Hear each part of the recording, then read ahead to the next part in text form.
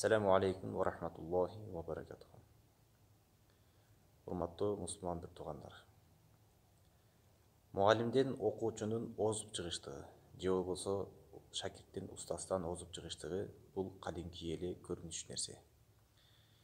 Кадимки эле акыйкат нерсе. Бирок илим жагынан, тарбия жагынан, илим жагынан өсүп өнүп кетиши мүмкүн, бирок таалим тарбия жагынан устаздан шакирттин өтүүсү, мугалимден окуучунун өтүүсү мүмкүн эмес.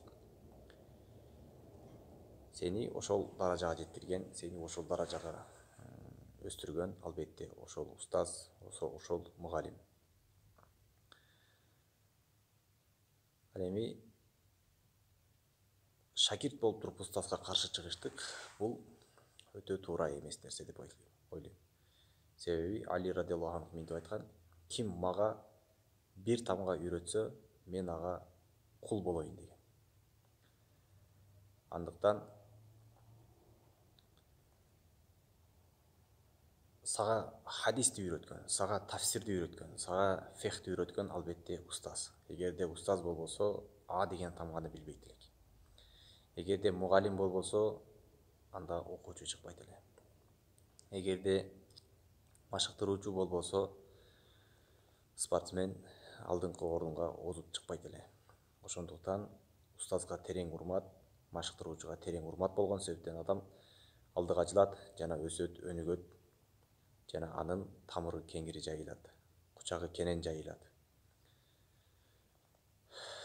Ошондуктан бул устазга каршы чыгуу, устазга туура эмес сөз сүйлөө бул адепсиздик болуп эсептелет деп ойлойм.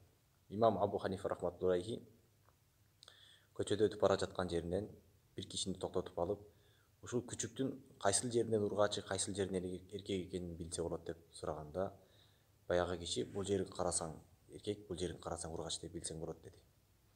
Абу Ханифа рахматуллахи ошого дагы устаз деген наам берип, ошону дагы устаз деп урматтаган себептен бүгүнкү күндө бир мазхабтын башчысы, бир мазхабтын имамы болуп атат.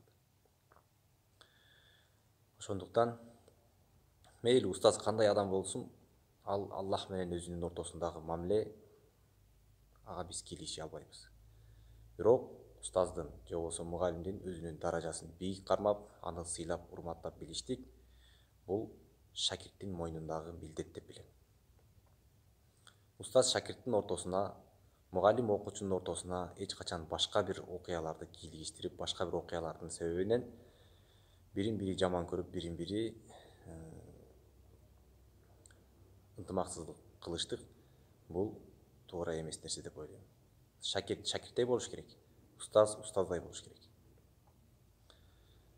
Жана шакирт өзүнүн шакирттик милдетин аткарып, устазы кандай адам болбосун, ага сый урмат жана терең жакшы кулк мүнөз, адеп ахлак көргөзүш керек. Ассаламу алейкум ва рахматуллахи ва баракатуху.